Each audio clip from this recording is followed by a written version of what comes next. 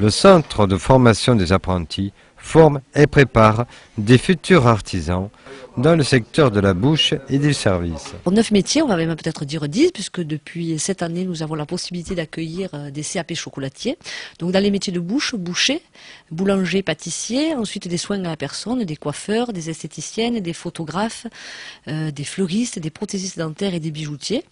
Alors comme particularité, il faut savoir que nous avons des sections qui ont une vocation régionale dans les formations de bijouterie, dans la formation de photographe, dans la formation de fleuriste. Pour les chocolatiers, nous allons être les seuls, effectivement, sur toute la région de la Languedoc-Roussillon, à pouvoir former au CAP de chocolatier. Donc oui, quelques particularités.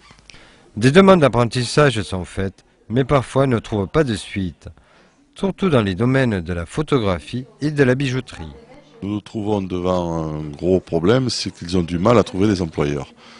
Alors c'est dommage parce qu'il y a des tas de jeunes qui seraient en mesure d'être formés convenablement dans la région et on n'a pas la possibilité de trouver les employeurs.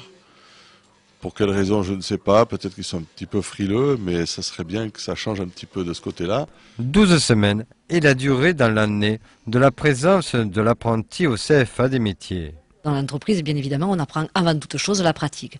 Donc quand les jeunes viennent chez nous, et il ne faut pas oublier que l'objectif d'un contrat d'apprentissage, c'est de passer un diplôme, donc soit un CAP, soit un BP, soit un bac pro, soit un brevet technique des métiers, en fait, ou d'autres diplômes. Quand il est au CFA, il a à la fois le côté pratique, qui va le conditionner à préparer ses épreuves pour l'examen, mais il a aussi la théorie du métier, et puis après, il y a des matières dites générales. Entrer en apprentissage est un choix. C'était un moyen pour moi d'être directement en entreprise et, au lieu de passer par une école où je pense qu'on apprend mieux directement en entreprise.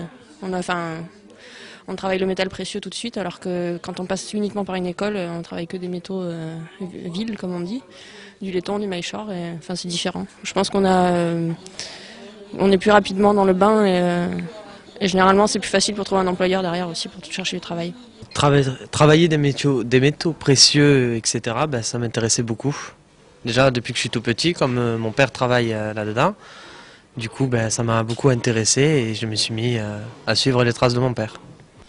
Si vous ne pouvez pas vous rendre à ces portes ouvertes, d'autres dates sont prévues au mois de mai. Le CFA des métiers sera aussi présent dans des salons de Nîmes et de Montpellier.